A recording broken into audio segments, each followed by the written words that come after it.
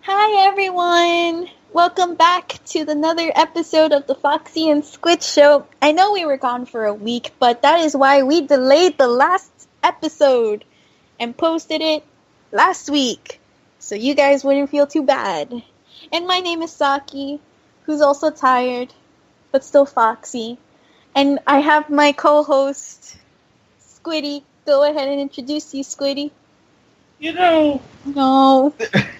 there comes a point in time where you have this one thing that you want to do above anything else in life before you die. And over time, it gets closer and closer, and it gets so tantalizing. You can taste it, touch it, smell it in your nose, and feel it in your fingertips. And then the universe decides to come along and bitch slap you. Oh no, and that's not it either. Then the universe comes along and gives you a quick donkey punch about something else on top of that just to really let you know who's boss. You okay? I have no idea. Okay, cool. Cool. Because we're never okay here at this Foxy and Squid show, hosted by the W2M Network. Thank you guys again. So today we're going to do a little bit things different. Unfortunately, I have no requests for drawing. And I have artist block. And on top of that, I have artist block. I'm working on a comic, and I kind of want to save the comic for... I was going to actually plan it to do it for today's episode, but instead of doing it for today's episode, I'm actually going to play a game. No, it's not one of those rage games, but it's to entertain you guys while we're doing our craziness. It's called Slither.io. I'm a little snake, and I'm going to eat people. And that's all you need to know. So, you guys on YouTube will be able to watch this. Remember that we should be able to upload sometime later this week for the YouTube, but we are always live on Spreaker, again hosted by the W2M Network. So there's my spiel on what we're going to be doing today on this episode. But there's a lot to cover. I know we were gone for quite a while, especially within the last week or so. And I kind of want to catch up. So the first thing I want to catch up is this Ryan Lochte story. What? Tell me, Eric. Tell me about Ryan Lochte. Do you think he betrayed America? I don't think he betrayed America, but unfortunately, I am gonna have to eat a little bit of crow because I thought people were gonna be sick and tired of him until I find out today he's on the latest cast of Dancing with the Stars. But that's been known for quite a while. I hope you realize this. It wasn't known for quite a while to me. I'm surprised because they had posted it, I think they even posted it after. Oh, give me those.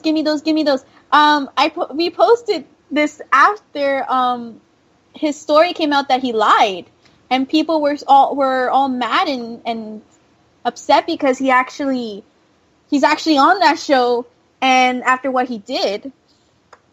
Well, that shows you how much I keep up with Dancing with the Stars. I'm actually quite proud of myself. Well, there's a bunch of people. I think a governor's going to try to go ahead and be part of the cast as well. But I want to talk a little bit as to what this means. And I'm going to say it very plain and simple. I don't give a damn. And I'm going to tell you why I don't give a damn. Because number one, Brazil had something coming. And I'm not saying that should have given an excuse for Ryan Lochte to go ahead and concoct a grand heroic adventure. Because, well, I wouldn't say grand heroic, more like typical of a bro. Oh, no, yeah, it's definitely typical of a bro. But I'm saying to myself, well, it's very believable. He's smart that he tried to make it believable. Because, I mean... It's the smartest thing he's done in about 5 years. Oh, but he still wasn't that smart when he's like, yeah, man, whatever. I just said, okay, here's my money. But that's still the smartest thing that he's done in 5 years. I'm sorry. True. I don't trust an athlete that can't name the parts of a shoe while standing next to a closet full of shoes. Ah, okay. Now that makes sense. But I do want to mention, though, that while he was lying, and yes, that's a bad thing, there's 2 points that I want to point out. The first point is lying to Matt, who was it, Matt Lauer that interviewed him from Good Morning America? And his mother. And his mother is not the worst thing that has happened in the Olympics. I can actually tell you that the Australian team was caught counterfeiting tickets, I think it was, about 10 players, and they had to be arrested. So you tell me which is worse. And one of the top officials. And then the second point is he did actually be a victim of an illegal activity because those security guards were extorting him and were overusing their force to get money from him. So I honestly, people say what they want to say, but the story at the end of the day is like, okay, you know, we should just forget that this ever happened and let bygones be bygones and be like whatevs about this story. But no, all the teams have to be like, he needs to be punished. And then you have the wonderful Olympic Committee saying, oh, but men will be men and athletes will be boys and men will be boys and we will excuse Lochte because he's a boy. I didn't know that 32 years old was a boy.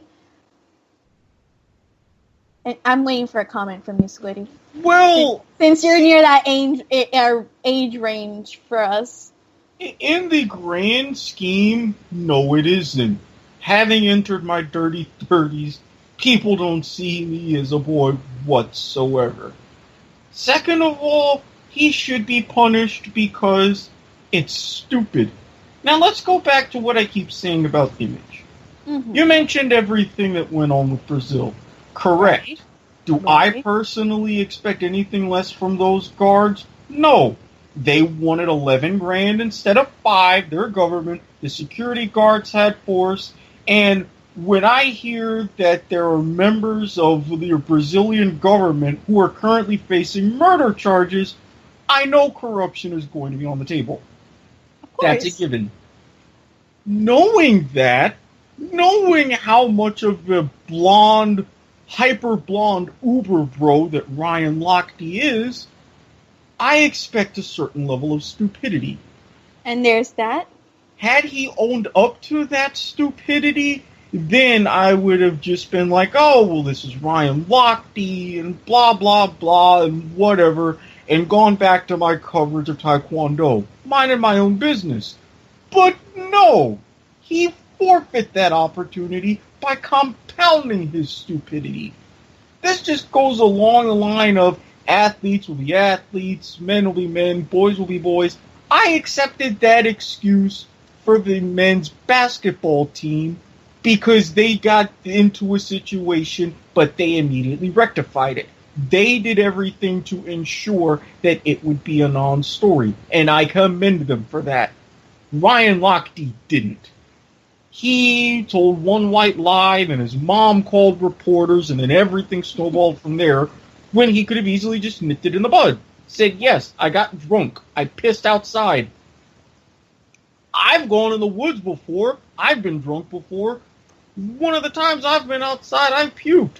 It happens. You own up to it and life goes on. So then, but this is the interesting part that I come to, I guess you could say, post-Olympic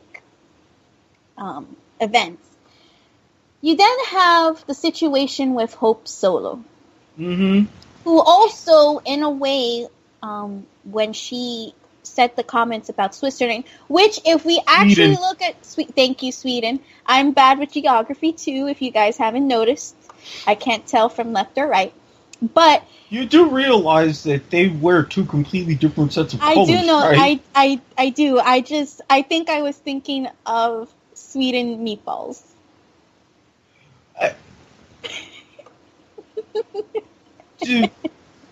I was thinking of Swedish meatballs. Do not judge me, okay?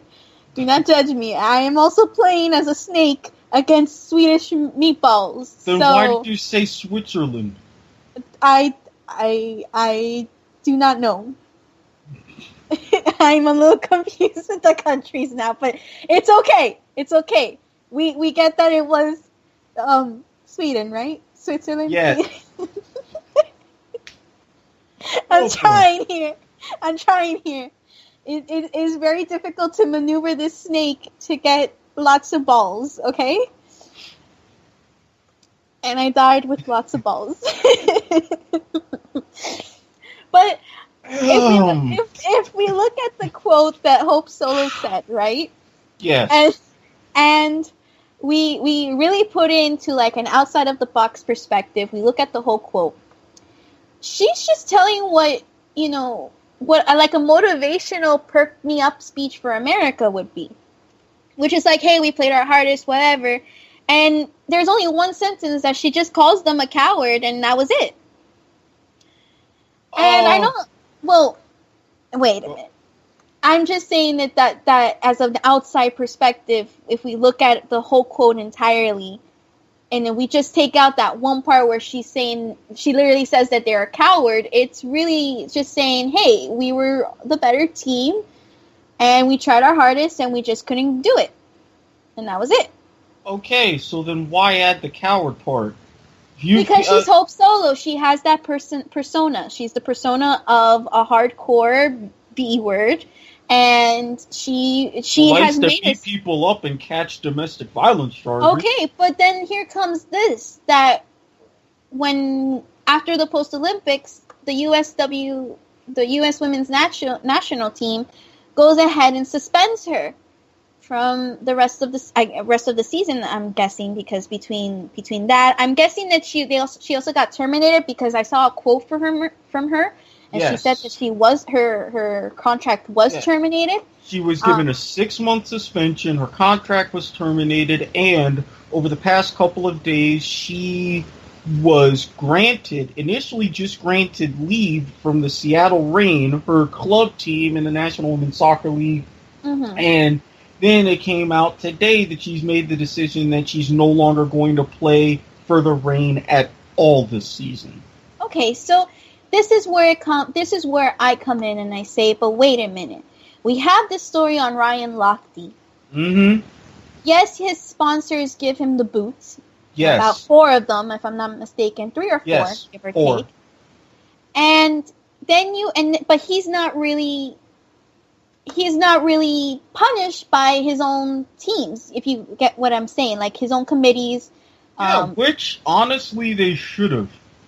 Which it should have. Especially at such a severe, it's actually technically a severe crime, especially here in America, when you're lying about a crime and wasting police resources. Not to mention, he's been summoned to go back to Brazil and face those charges. And he's also brought other people in it. So yes. I'm looking at this and I'm like, okay, does Hope Solo deserve to be punished for this? For saying coward? I wouldn't say that she deserves to be punished. Only because her punishment is the media. She's going to be looked at as a sore loser. Sponsors will look at this and say, well, wait a minute, do we really want to have a sore loser as part of our, campaign solo or our company slogan? Do we really want to have this persona as our representative when we're trying to advertise our products to especially younger viewers who look up to these soccer players, and now that soccer is also becoming some big sport and whatnot. And then I see that she gets the 6-month suspension, her contract's terminated, and, there's now this fallout that's recently happened. And I say to myself, well, this is not right if there's something more than what it seems to be. Mm-hmm. So my question is, then, if it's really about the coward thing, why are you going through such great lengths when not even Ryan Lochte's own committee, own federation, is como castigándote, like punishing him? Right. Like, what's the whole point of doing that? Because when you think about it, her story of calling Sweden a coward? Yes. Okay, Sweden a coward wasn't even as greatly publicized as Ryan Lochte's own story. No, and The reason why it wasn't publicized is because it's right in the heat of competition. And I'm going to throw out a side note. Sweden's national team head coach is Pia Sundhage, who happened to be the former head coach of the U.S. Oh, okay. So she was getting a measure of revenge. Number 2, it was the first ever penalty shootout in the history of women's Olympic soccer. And number 3, this continues a trend. No team that had ever won the prior year's World Cup has gone on to follow that up to win the gold medal. Right. All of that said, understanding what she said in the heat of the moment, I get. The coward bit was stupid. It was. No, I'm not saying what she said isn't right. I'm saying that why are you going through such great lengths to punish her for something that honestly even the media can handle that, and it wasn't even so greatly publicized as the Ryan Lochte story, who did show a lot of disrespect to the country and who did show a lot of disgrace to the teams and the other athletes that have competed very well in the Olympics. All right. Well, I say all that to lead up to this. You're familiar with the rules of soccer, especially over the course of a season. Yeah. Are you familiar with the concept of accumulation fouls? Yes. And that's where it leads me to believe that it's not just what she said, that there's something else that's going on, like that's bubbling under that cover. Yes. Go back to the domestic violence incident, which she wasn't suspended for, and even before the Olympics started. You talk about Ryan Lochte and disrespecting the country on this and that. Have you seen the images from Hope Solo's Twitter? And do you wonder why every time she touched the ball, she was booed? Yes, but then again, I look at this and number one, the images, for example, the Zika virus, the one that she was uploading, I wasn't against that. And I'm going to tell you why. Because many athletes here in the United States were already hesitant of actually going over there because of the virus. In fact, we've lost athletes from here, one of them being a golf player. I remember reading the story. He didn't want to go for the fear that he would contract the virus. With golf, there are alternate motives. Now, with other athletes, I can understand. But with golfers, I'm not buying it. Regardless, to say that was a big concern for many of our athletes. To say that she was considering it should not be held against her. Because even here in the United States, many of the states and even the country itself, we are warning against traveling to countries that are afflicted with Zika. So I don't think that should be held against her. However, now, if you're telling me that she has a lot more other than that surface, which I can only assume that's why things went the way they did, then yes, I can understand it. But I'd rather it be more upfront and say, listen, this was kind of like the last straw, instead of leading us to assume that this is because of this reason that she's getting terminated, or this is because it's this. Well, that's because even though we as a country, especially since 2015, have proven ourselves to be very stupid, more on that later. And politically correct. Yeah, the people are very smart to figure stuff like that out. Everybody knows that this just wasn't that comment. This was a lot of things that was going on that she's done, and she's garnered that reputation. For example, look at Donald Kong Su. Okay, so you stepped on Aaron Rodgers' foot. You do that once, fine. But if you already have a history of suspensions for doing stupid stuff and taking it one step too far on the field, when you do that, you're not just going to get a $70,000 fine. They're going to want to suspend you for a game because you've gained that reputation.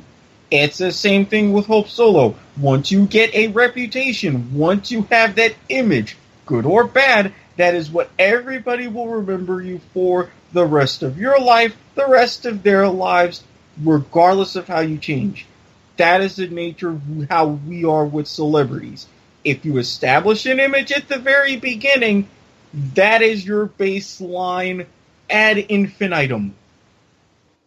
Okay, fair enough. And I agree. I'm not saying that she shouldn't be excused. Like she should be like kind of scolded, I guess. But if the punishment is that for saying that another team's a coward, and and you're saying that it's just because of that you're terminating contracts, et cetera, then I'm not buying it. I'm sorry. You can tell me all you want, but I'm not gonna buy it. But in other news, so I kind of want to touch upon a little bit of headlines. We're actually going to go ahead and deviate from sports talk to something very interesting for pop culture, actually tech speaking. iPhone 7. September 7, rumors came out that the invite is September 7 to unveil, we are guessing, the new iPhone 7. Yawn. Actually, I wouldn't yawn because this actually affects you even if you use an Android. And I'm going to tell you why. iPhone 7 is rumored to have a dual lens camera, which for camera fanatics, that's something interesting. But the worst of the rumor is that there will no longer be a headphone jack in the new iPhone. And this has been confirmed, or rather the rumor has started by the cases that have been unveiled on YouTube, especially cases from China. And I want to say that this has been either the biggest mistake Apple has ever done, or this is just one step into developing something that I guess is for convenience. And what do I mean by that? That means that the new iPhone 7 will most likely come with Bluetooth headphones. Instead of the normal regular jacked headphones, you have now the Bluetooth, and that's actually going to either crash Apple or force an entire industry to change. Not only that, I forgot to mention that on top of that, Apple will also be changing their chargers from the Lightning chargers to USB-C chargers, which is a different type of charger. If you know the charger, Eric, I think you can go ahead and go into the details of the tech. But this is a charger that this is like a charger that nobody ever uses. Like this is like 1 in 1,000 million uses. Oh. Well, I'm saying as a normal person. It depends on where you are, but okay. I also may be wrong in the pronunciation. I think is it USB-C? No, it can't be because the micro USB ones, the ones that are it's literally like the charger has to connect to another adapter. Okay. Where do I begin? Let me break this down point by point. Go ahead. Begin with the headphones, because I say that it's gonna crash Apple. No, it isn't. You remember Beats by Dre? Yes, I do. Apple bought those. Okay. Dr. Dre is going on to buy something else.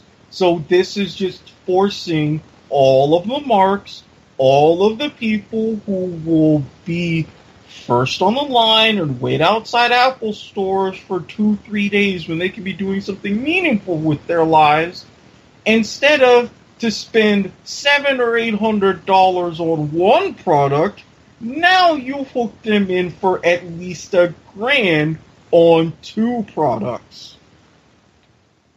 That's point number 1. Point number 2. Steve Jobs. Yeah. Very innovative man. Yes. Very secretive man. Yes. He never shared any of his ideas with Apple. Okay.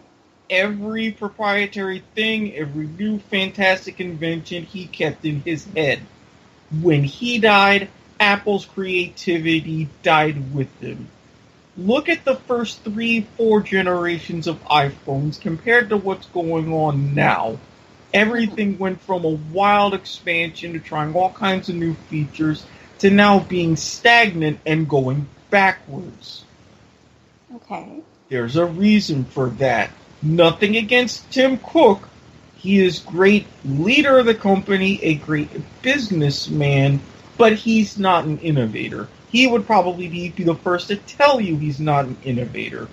So this just furthers Apple's desperate ploy to get something, especially because with all the Samsung phones, now with the Google Nexus phones, breaking into Android's market share, increasing it, and with the modular phones that are going to start coming out over the market and being developed as I speak, that will be on the market, early prototypes throughout this year, next year, and especially over the next few years, where now people won't have to buy phones, but they'll just buy parts whenever they need to and upgrade them.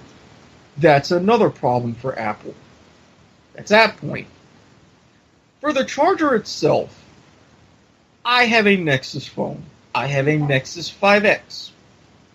A very fantastic phone on a very fantastic carrier with Google Fi, which has actually gotten better. And as a matter of fact, because I have a Nexus phone a couple of nights ago, I was automatically upgraded to the newest form of Android. I now run Nougat, which is badass. But as with this... I think I know what Nougat is. Yeah, Android 7.0. So now, with this phone, I have to use a USB-C charger. All the Nexus phones use USB-C chargers. They've been out on the market for a while. And they're actually handier than the Lightning charger because with this USB 2.0, even a mini and micro USB, you have to plug it in a certain way. Otherwise, you risk potentially breaking the pins, breaking the drive, whatever. Then you're doing irreparable damage. With a USB-C charger, the actual adapter is in a way to where you don't have to turn it one way or another. You just plug it in, no matter what side, and it charges. Right. And even with USB-Cs, they have USB-C Lightning chargers. They're slightly cost prohibitive, but not really. $35 compared to about a $20 USB-C cord that you can get on Amazon, Best Buy, what have you. So are they really doing something new and innovative, or are they realizing they're scrambling to catch up to the rest of the market, and other cell phone companies and other OSs are starting to beat them to the punch? I can tell you that they are, that if that's the case, that they are beating them to the punch. But I think because Apple still retains some form of popularity, it's still new, if you know what I mean, to many people. No, because it's really not. Because look at Apple's market share. Apple used to be the most valuable company on the planet. Now they're, what, third? Not to mention, look at all the people who are buying Android phones. Even all of those who had Windows phones are converting not to iPhone, but to Android. The only advantage to me that iPhone even has anymore is with certain apps. And now they're starting to lose that because now you have more and more apps that are starting to either be developed simultaneously for iOS and Android or that are going cross-platform. It's the beginning and the end.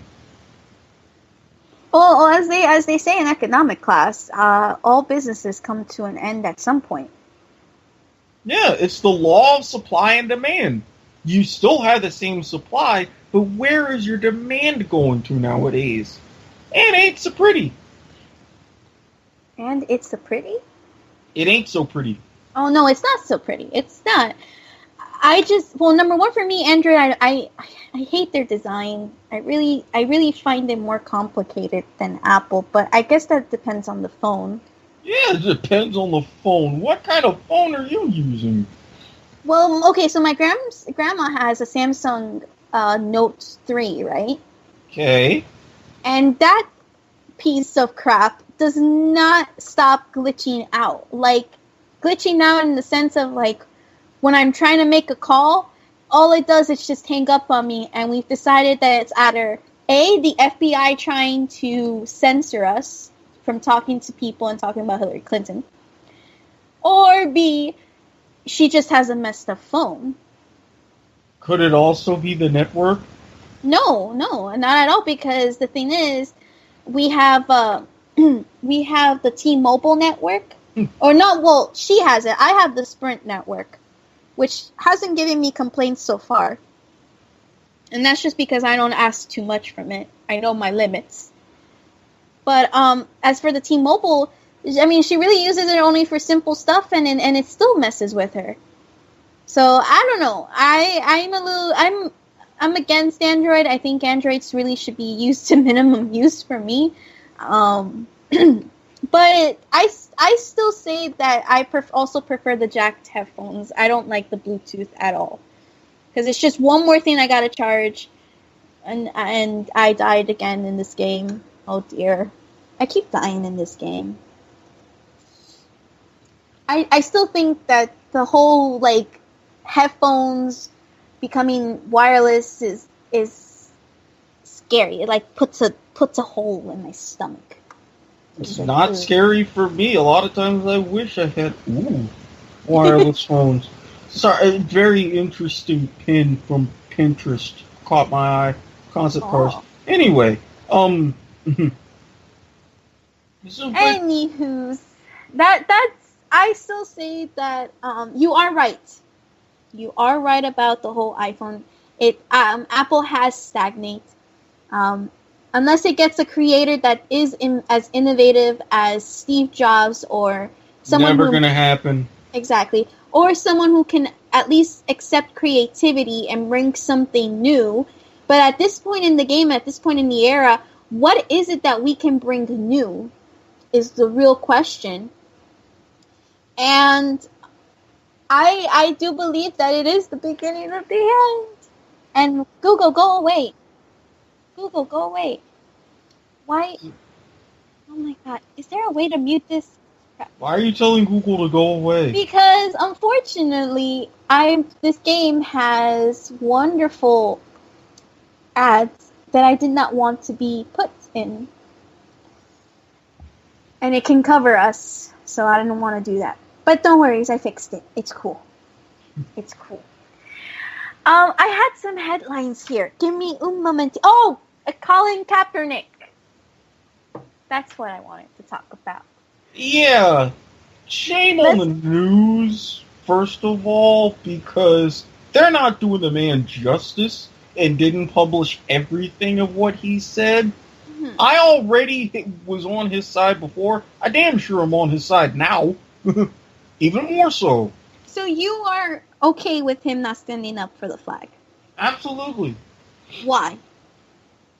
First of all, it's his right. Second of all, he's not breaking any rules. Third of all, if you are in these arenas as athletes, I applauded Dwayne Wade for standing up, Carmelo Anthony, everyone, LeBron James before the ESPY, saying what they said about gun violence.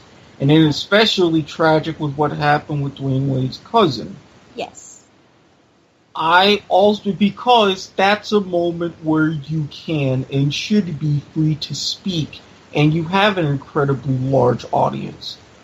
I was okay with the Minnesota Lynx players wearing their t-shirts during warm-ups. They weren't interfering with any part of the process. They were going about their normal pregame routine, but that was a silent protest. I always approve of that because you are still getting the message out there effectively. This is the same with Colin Kaepernick. Instead of giving a press conference that would have gone unnoticed, would have gone uncovered, and it would have just been about the game, about his play, about whatever, it would have been lost in the shuffle. No, he, without interfering whatsoever with any pregame routine, without disrupting the process or the flow, he did silently his protest And that garnered attention and started yet another much-needed dialogue. For something like that, that allowed him to give a post-game press conference, which he expressed a multitude of views. A lot of them I do agree with, and I completely understand his sentiments, and I have an idea of what's been going on with him personally, some of his experiences, and that's given an insight. Again, no disruptions. He was there exercising his free rights. I applaud him for that. That's the best way to do it, to try to get your message across. So then comes my question of, what about this? I believe his name's Richard Copeland, if I'm not mistaken. Richard Harrison, if I'm not mistaken. Is it Richard Harrison? No, I'll double check. Yeah, I don't think it was Harrison, but on top of my head, I'm drawing a blank. I know. I'm trying to see if I can find it now. I just saw something at Disney, though.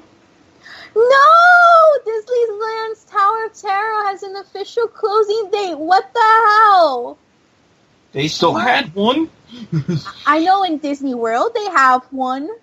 Yeah, but they still had one at Disneyland. I didn't even know they had one at Disneyland. Well, apparently it's Rodney Harrison. My apologies. It's Rodney Harrison. Okay. He says that Colin is not black enough and therefore shouldn't protest it like that and should just donate money. No. Your opinion? That's Rodney Harrison being a flat-out dumbass. And a lot of other words that I probably shouldn't say on here. But I'm sure people that know me know them. And what has Rodney Harrison done if he's playing his black card? He was a Super Bowl player with the Patriots. He's been on NBC for years. He's had arguably an even bigger stage than Colin Kaepernick. And what has he done? Nothing. Okay, then. I'm not arguing with you on that fact. In fact, I think we had an episode of actually talking about this where we were actually asking questions of to celebrities saying, Oprah Winfrey, where are you? You know, put your money not in Africa. You can, but put at least some of your money here to building back up the neighborhoods. Exactly. Whoopi Goldberg. You are always trying to go against, not go against. You're trying to help. You're trying to advocate for what you call your people. Yet you're moving to Australia instead of helping out the people in your neighborhood, or rather, you want to move to Australia. Nothing against Australia. I love Australia, but why does she want to move to Australia? I think it's because she said that if Trump wins, she was going to move to Australia. Yes, because actually, what's interesting is that you remember how I was talking to the bittersweet candy bowl people. I'm sorry. Yes. He actually said to me that in Australia, like third parties and main parties, whatever, majority, minorities, their political system is more not advanced, but it's way easier for a party like the Libertarians to compete against a party like the Democrats or the Republicans. Because especially with the issues that they've had at Prime Minister. Yeah, exactly. I can see that happening. Exactly. So it's a little bit more political, if we want to put the right word to it. More corrupt, less corrupt, whatever you want to say. But not to mention, if you've ever watched a game of Australian rules football, my God, I wouldn't last 5 minutes, but boy, that is awesome. Look up some games on YouTube, trust me. That's my homework tonight, I suppose.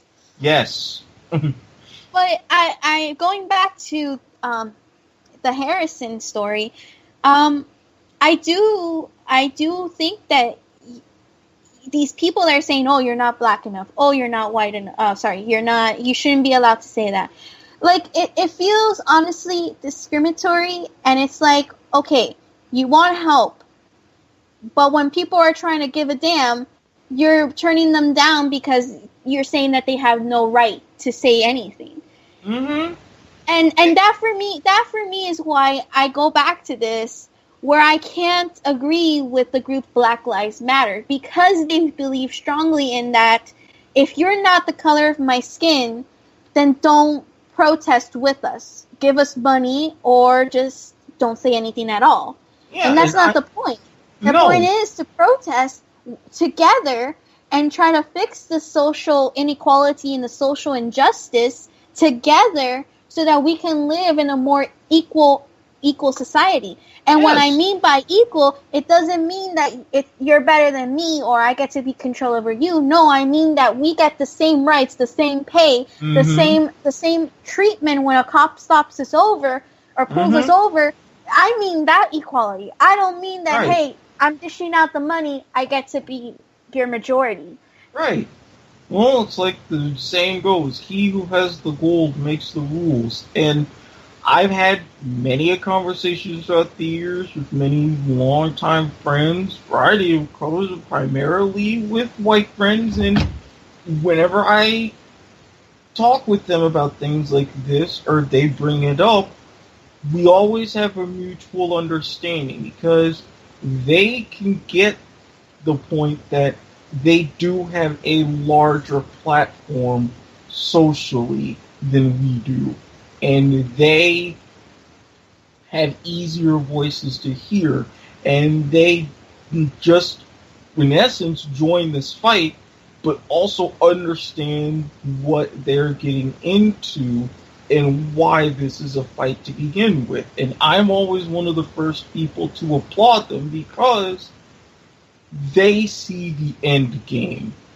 They say, hey, we have this power, we know what's going on, we're learning, we're doing this, we're not just doing this at random just to better ourselves. No, this isn't any big color thing, although it is, but not to that extent that it prevents them, but it's about treatment of fellow humans. And that's what it really should be about. So, going back to what we said on that episode, this is what happens when you have ideological extremists. Was BLM always that way? Absolutely not. But you always have people that infiltrate it, and this is unfortunately what happens. That goes across the board. And now circling back to this, don't be a hypocrite. Exactly. Don't be a hypocrite. Don't call someone out for doing something when they're actually doing something and expressing themselves. And also, this is why I hate the news. This wasn't just a black-white thing, even though Colin Kaepernick actually was stopped and had a negative encounter with police in California fairly recently, from reports I've read. But he said a lot more. He was saying about your upper class and what's going on with the election. He brought out about 5 or 6 points of inequality and injustice that span a lot of barriers. But what does the news do? They reduced it to what's sexy, what gets eyes on their screens, and what gets their outrage. Talking heads more. Yes. What gets the outrage? What can give more motivation for people to watch the news? Yeah, for people to see their talking heads as compared to other talking heads. So they can go to everybody who wears a commercial and say, hey, our cost per point just went up. This is what we're doing. Give us your money. I'm going to be honest. For me personally, and this is just personally, if I see someone that doesn't stand or doesn't respect, like, the Pledge of Allegiance or the flag, I will take it to offense, only because this is a country that you are in. You don't have to say the pledge, but the least you can do is just stand up and respect the fact that we are, you are in our country, especially if you're a citizen, you've sworn an allegiance, you're part of this country, you should respect the country, even though it's with all its faults. However, if you're telling me, for example, in the case of Colin Kaepernick, if by his reasons he says that to me, and this is why I didn't stand for the flag A, B, C, then I'm gonna say, okay, I respect you. Those reasons sound good. Those reasons sound logical. They actually sound like you're trying to speak out for these injustices that a lot of people are getting the wrong idea because of so many other groups and so many other people trying to misinterpret it, trying to manipulate it to their own benefit. And you are trying to actually speak out and for the injustice, then I'm cool with that. I understand where you're coming from, and the next time I'm going to see you do it, I'm not going to take offense to it because I already know your reasons. Now, if the person who I actually have seen when I've gone to games, especially like Miami Heat games, Marlins games, if I see a person that's sitting down on their phone and not giving a damn about what's going on about the flag, and I tell them, hey, why aren't you standing up? And you tell me, oh, because I'm not going to stand up for it. I don't want to do it. Then that for me is disrespectful, because then you don't have a reason to say that.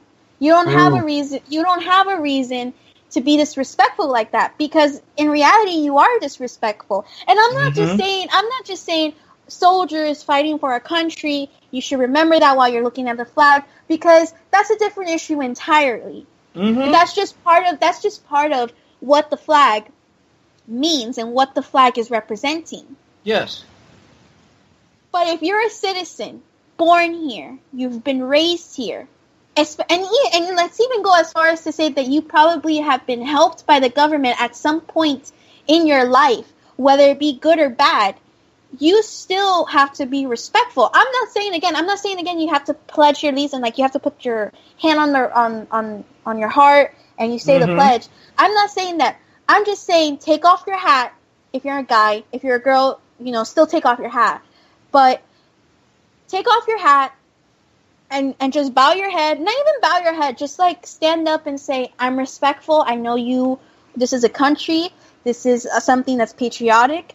I may not be someone that's all for that whole thing, but I'm gonna respect it because this is where I am, and that's a sign of, like, I guess you could say a power level in one aspect. That is there. There is a power level, but I'm not gonna go full out and say, nope, I'm just gonna sit down here, chill, look at my phone, wait for the game to start, drink a beer. No, I'm not gonna. I don't approve of that.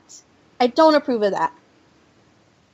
No, and that's a completely different thing. If you were paying attention but choosing to sit down because of these reasons, I get that. I go all the way back to my teacher at high school, Mr. Holmes. He automatically said, you don't have to put your hand over your heart, you don't have to say the pledge, you don't have to do any of this and that, but just stand. That's what I did, and that's pretty much what I've done ever since. I had a high school teacher that it was a Spanish teacher, actually.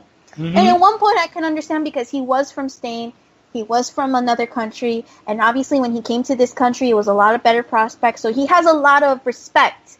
And he does expect, especially citizens that are born here and, the people that are coming here, he does expect that you do that. And I had a teacher like that. And that's why I'm saying, well, everybody has their own opinion, but there still has to be a level of respect. Yes. And again, as I know that if these are the reasons Kaepernick gave it to the media, and the media distorts it, but this is what he stands by and this is what he's gonna stick by, then for me that's saying, okay, he is respecting. He should also respecting that the country is not in its best shape, and he wants to somehow show that it's not in its best shape, and this is the way to do it. So I'm going to respect him on that level. And he's even said, I'm going to continue to sit. Others have said that they're going to sit, and I completely understand that. And I hope there was another player, one of his teammates, who actually played at West Point, served as a Ranger. He's going to see that differently. I hope internally they have some sort of dialogue so they can come to understand each other. And that's what really matters, that dialogue. Because the flag, it looks the same, but it doesn't mean the same to everybody. That's very true. It doesn't mean the same to me, to all these other people, rich, poor, black, white, citizens, non-citizens, those who served, those who haven't, whatever. It means something different. And I think the main thing is to understand that it means something different, to get those views. Not necessarily you don't have to agree with them, but just like to respect the flag, respect those views. Because those are the countries, or those are the values to why this country and why that flag even exists. Even to the formation of the stars, when it was the original 13 colonies and were placed in a circle, when more and more states added, they got away from the circle. And the reason why, they didn't want one state to be above another. Another, exactly. And everything has a symbol, and everything's going to mean something, and everything's going to have its own meaning, own symbolism. And another point that I want to bring up before we finish this topic, another thing that had bothered me when I heard Harrison say this to Kaepernick is donate $1 million from that check. I'm sorry. We've seen that money is a form of corruption, depending on how it's being put out and a bunch of other circumstances. But one of the symbols of money is corruption, especially greed is one of its close symbols. I'm sorry that I don't see that money's gonna help change a group or somehow make something better. It's not. Not at this point. Not at this point. If you tell me later on, oh, the money's going to be going to this group so that we can fund fundraisers for something as a community development, to help build up the community. Like, give me more reason to give money just then because I have $1 million and I should give you that money. Or give me proof that the money's going to the right place. And even locally. Exactly. And I look at that and I'm like, okay, so Harrison, you're telling me at 1, I'm not black enough. 2, I have to donate money. My friend, what money are you giving? Considering, right? Considering that you have that money. You are in that same place. You are in the same situation. The only difference is that my skin is different than your skin. And you say that I'm not black enough. Well, my friend, you're black enough. Go ahead and do it. Where is it? Come out your pocket.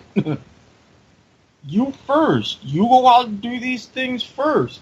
And then, as you said, show the money that you're going out providing these kids education opportunities. Rebuild some of these communities, be it Chicago, Gary, Indiana, Detroit, wherever. This is not just a racial problem because it's also an economic problem. You want me to scratch off $1 million of my salary, given the taxes and everything I pay? Well, you do the same thing. You go first. Yeah. Be the light or the torch so that everybody can follow. And that's where, again, I go back and I look at all these celebrities that are saying, oh, Chicago this, LA that, police brutality. Okay, you have every right to say what you want to say. You have every right to be like, this is not right. This needs to stop. This violence needs to stop. But what are you doing to help that? I'm going to go into this because we will have to talk about the VMAs, and I'm only going to pass by it like a sheet of butter because I did not watch it for very strict reasons. I just find it stupid. But all award shows are stupid if you ask me. All award shows. But perfect example, and maybe it's just me. I don't know about you, Eric, but personally for me, I take Beyonce as not the best example of fighting for injustice. I don't see what else she's doing except making millions of dollars out of an album, and only causing more chaos by promoting that people should go against the police. I'm sorry, I can't see how that's helping, because I look at her And don't get me wrong, she's a smart businesswoman. I may not like her music, but she has her thing. But I was actually discussing this with a friend, and I'm thinking, well, if I was in her shoes, right? Mm-hmm. And I have obviously a good amount of money, I'm gonna stage a concert because I know that, for example, in the cities and neighborhoods around Chicago, I know that within those neighborhoods, I have fans there that really can't afford to get tickets to my show, but they're still fans nonetheless. And I know that they're in those bad neighborhoods. I'm going to go ahead and host like a charity concert for them and only for them. Mm-hmm. And support them and show them, listen, I'm giving you this music so that you can have a positive influence in your life, and give you a good message so that to keep fighting, but don't use violence, don't antagonize police, don't create chaos, don't try to disrespect authority, because I also remember that we're running between the fine line of respecting it and disrespecting it. And give a positive outlook. Give a positive feeling to that. Use your music for the benefit. Use it for like giving them empowerment in the best way possible and not in the worst way possible, wherein it incites them and goes out and pumps them to go against authorities or create violence within each other. I don't see her doing that. I see her doing the exact opposite. And that's what bothers me about her. It's not even her music. It's just you're sending messages that there are so many ways you can send that message in such a positive way, and that you yourself, and you know it, can influence these people in a better way, in a better outlook, in a better positive way. Like, I look at, for example, I can give you a really good example. The late Robin Williams. I was actually watching a show on the Reels channel this Sunday. It was called Behind Closed Doors, Robin Williams. Yes, I saw that was on. I just didn't get a chance to. It was so good. It was so good. But one of the things they talk about in the show is that in one point of his career, him, Whoopi Goldberg, and I think it was Billy Crystal, they hosted a charity, not a charity, kind of like, they went to a homeless shelter. That was what it was. They went to a homeless shelter. They did their comedy stands. They gave a free show to these people and gave them a positive outlook on their life. And we all know that when you're homeless, there's so many things that run through your mind, and it's such a tough living situation, especially when you're dealing with not just one problem, but multiple problems. So I see Robin Williams. He goes in, he does the shows, he gives them the laughter, and then on top of that, he goes in and he hires these homeless people as extras, or gives them some form of job when he does his movies or his shows. Like, that's what I'm expecting from Beyonce. I'm expecting Beyonce to go into those Chicago neighborhoods, say, listen up, I'm going to start performing right here. It's going to be free. You come in, bring your families, enjoy it, and we're going to have a good time. And then at the same time, when she's doing either like music videos, or she's doing a production, or she's trying to host an event, she hires the people that are around that neighborhood. She doesn't go looking or trying to go on Craigslist or anything. No, she goes into that neighborhood and hires them. That's what I'm expecting from her. That's what I'm expecting not only from her, but from celebrities, from other celebrities that are these high profiles, and they're talking out of their asses when they could be doing that same thing. Hey, you're not going to hear any complaints from me in that regard. I completely agree with you. You have that power, you have that level of influence. Use it for good instead of using it to further yourself. Honestly, Eric, and I know a lot of people are going to yell at me probably when they hear this, and they're going to be upset at me, probably in the future even. But honestly, that's all I see from Beyonce, is that she's furthering her image, or rather using the political turmoil and furthering her image. Like, I was interested, I'm not going to even say happy, I'm just going to say that I was interested to see that she brought 4 mothers who lost their children in gun violence or police protests. or rather not police protest, or police brutality as she calls it, or as they call it. And all I can say is, you connected with them, you gave them something, that's fine. But how is that making it better? How is that promoting any good thing? What you're doing is you're taking a tragic image, a mother losing their child to something horrific, and you're only furthering outrage because you're not giving a direct message. You're not giving me something of like, oh, hey, listen, we lost our sons, but that doesn't mean you need to keep fighting the police. You got to learn respect, and you got to learn that there's certain sets of rights and laws you abide to, but at the same time, when you know for a fact that you're being violated, that's when you need to speak up. Not because you, for example, in the case of, oh my God, there's so many cases, I'm sorry, and my mind was running blank, but a scenario, not that you were running from the police and then to evade arrest, you try to pull out a gun or something like that. And then when that gun is either like a toy or still bringing it up, you know, mm-hmm. You're still trying to aggravate the whole situation. Honestly, I can't say that I've been in that situation, and I pray to God or pray to whoever is up there that I'm not in that situation. But the best thing that I can do if I know my rights are being violated is to wait until my day, either my time or my day comes, whether it be in court, whether it be in that office precinct, whether it be anywhere. I wait, because the minute that chance comes, you bet your ass I'm going to take that chance, and you bet your ass I'm going to make a hell of a fuss. But I know that that's the time.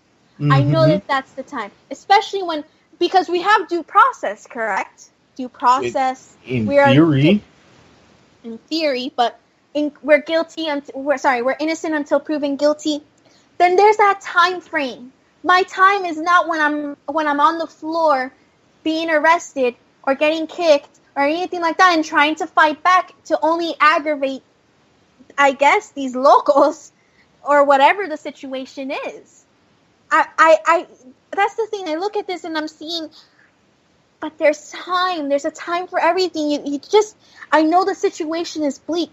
I know the situation is rough, but there's a time and there's a place. And if you choose that time and place at that moment, you're going. Like, you're gonna get into more trouble. And that's what's been happening. And I'm looking at this and I'm just like, people, think for a minute. Give it a bit. Sometimes it's hard. I'm not saying it's not. It's not easy. I'm not saying that it's easy. But I am saying that if you're going through a situation like that, try to think before you go doing something that you know for a fact, and know for a fact that it's gonna lose your life in the process. That you know that's gonna end up on either on your record, or you're gonna lose your life in that process. Well, let me ask: if you know, that's one thing. But what if you don't? You would mention due process, and that's why I say in a lot of these situations, in theory, yes, we have due process, but a lot of times, not in practice. Right, and I agree. That's what's wrong with the justice system in this day and age. But what do you mean by, like, you don't know? Do you mean, like, for example, if I'm on the ground and I supposedly know I didn't do anything, but I start fighting within the constraints. Do you mean that I don't know what's going to happen to me if I don't fight right then and there? Not even when, say, you fight. Say you don't fight. You still don't know what's going to happen. That's true. You still don't know what's going to happen. So, and you always say, okay, well, I get that there's a time frame in this and that. My day will come, blah, blah, blah. What if something happens and it doesn't? I believe there's been cases.